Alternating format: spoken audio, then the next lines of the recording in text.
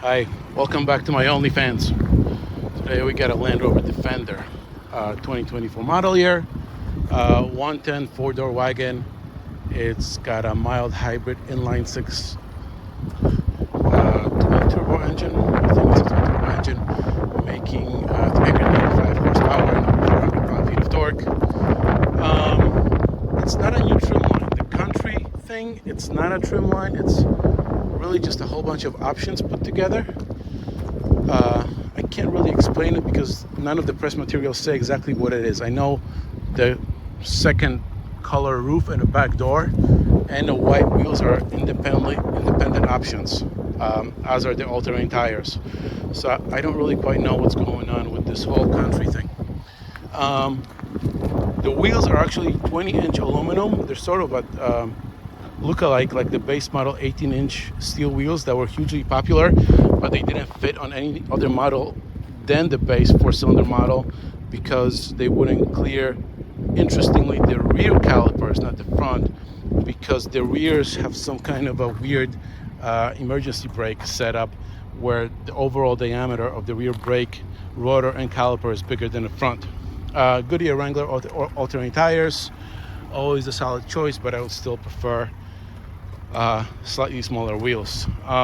I think it looks super cool. Both the two-tone paint and the whole trim, the white wheels with the white paint. Good spec, as the kids say these days. I would absolutely buy it like this. Interestingly, the spare tire the full-size spare tire is an option on a Defender with an off-road package, which is crazy. There is no trailer hitch on this car. I was looking around the bumper and I don't even know where I would put one, but I'm sure there's one available. Going around, looks the same on the left as on the right, which is completely shocking. I don't like this. I wish Land Rover never did it. This creates a huge visibility spot. Opening the rear door, this door is huge. It is really long, giving a wide opening, but the window is rather small compared to the rest of the car. The window opening is kind of cute, and annoyingly, the rear one doesn't go all the way down, despite all this extra space around it. This has 5-passenger seating, a lot of room in the back. Another interesting part, there's 2 batteries in this car. There's one under here and there's one in the trunk, and they're both really big batteries. Huge sunroof, I love it, although it only opens this much. So you have all that glass, but it only opens about a foot or maybe 15 inches, while it's like 40 inches long. Classic window over here, love that. These are roof rails, so you can install your crossbars with minimal clearance for the sunroof. This is annoying because when you go to open your door handle, you usually go like this, and the button to lock and unlock is over here. Sorry, you go like this, and the button to unlock is over here. So you have to. It would be better if it was over here. Just my opinion.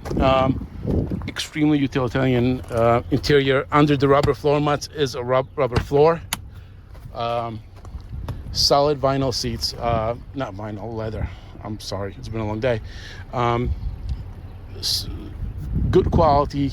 They're not super soft, but I guess they're meant to be sort of rugged, so I don't see them tearing anytime soon. Heated seats, but not ventilated.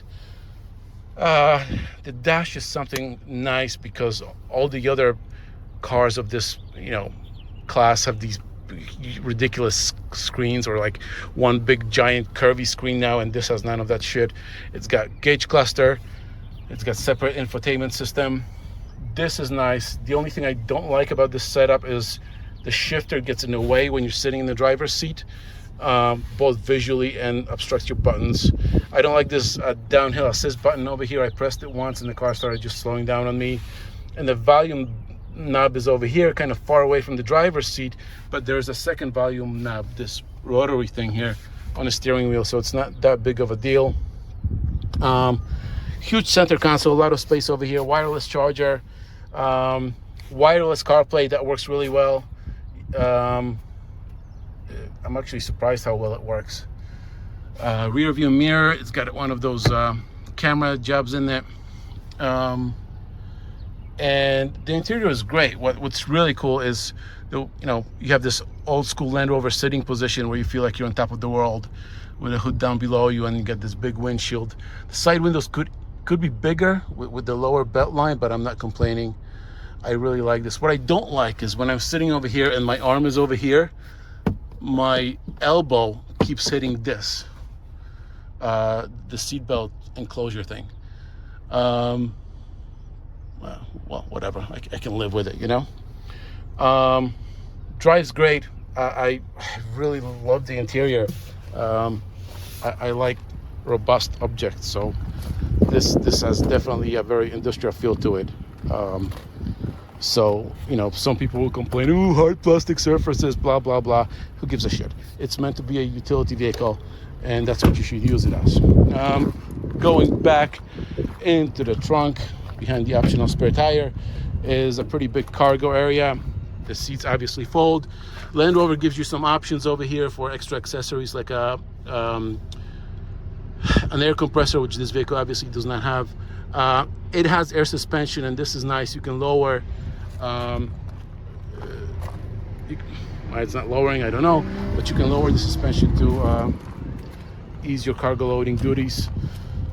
This window is actually relatively small for rear visibility, and you can see the pillars that I mentioned on the outside. They are huge, and this window between the C and a D pillar is actually kind of small. So the blind spot is pretty big. Nice pocket in the door here. There's a warning triangle for when you'll break down on the side of the road, because they know it's a Land Rover. There's no door handle to open the door from the inside, which I think is a little bit of a miss.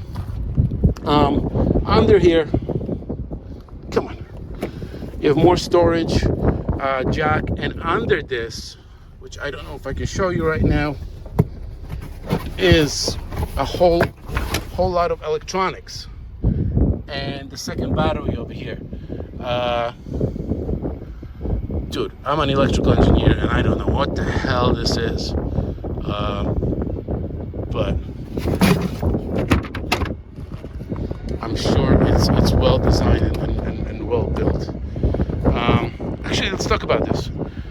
I know a lot of people with the new Land Rovers, and you know something? They're not bad. They're actually pretty good. A friend of mine is on his second one right now because he chose to upgrade his V6 to a supercharger. It's a twin turbocharged V8, the really muscular one, and he hasn't had any issues. The problem is when issues do come up. For instance, on this window just shattered one day. Waiting for parts takes a long time. Not a lot of parts are readily available. And then to actually get service or repair scheduled at your dealership, you're often stuck waiting a long time because there are so many cars and or so few technicians, mechanics working these days. So that is the problem. The vehicles themselves are I think they've come a long way. Again, I know several people with them. Some of them develop issues later on in life, but they all do. And everybody's crying about the air suspension. I love the air suspension. If you know how it works, you know that it's basically a wear and tear item, and it's not an issue of if, but it's when. And just like on a Jeep, or Jeep Grand Cherokee or a Wagoneer or other vehicles with air suspension, they're all going to need servicing, but when they work, they're fantastic. They allow for, this thing can tow 7,700 pounds, I think. It's super smooth over crappy roads. It goes up and down if you want to, quote unquote, go off-roading. Nobody really is going to take this off-roading, let's be honest here, or at least go down a dirt path. I love the air suspension. And I really like this thing. It's great. It drives great. It looks great. I would buy it if I had 80 grand burning a hole in my pocket, which I don't, and that makes me sad. But I love spending a few days with it, and I don't want to give it back. It's really cool. It's not perfect, but I think it's a great replacement for the outgoing Defender. It's not a tractor like the other one was. It's very much sophisticated. It's obviously riding on the same chassis as a Range Rover, but you got your full utility. You have super quiet ride. You got a powerful engine. You got an extremely comfortable interior. You have great chassis dynamics. What are you gonna get? How much is a G-Class? It's twice as much as this thing, and what do you get for that money? Not much. Can't compare it to a Jeep Wrangler or a Bronco. Completely different class of cars. Maybe you can compare it to the upcoming Land Cruiser or the Lexus GX 550. But I think it's a very different animal than both of these cars. And I think it's different, and I think it's original, and it looks cool. I totally dig it. This is, they came out a few years ago, but this is really my first time that I'm spending any kind of meaningful time with it. I drove my friends' cars, but man, I like this. If someone wants to buy it from me, please, hit me up in a DM. All right, hugs and kisses. Bye bye.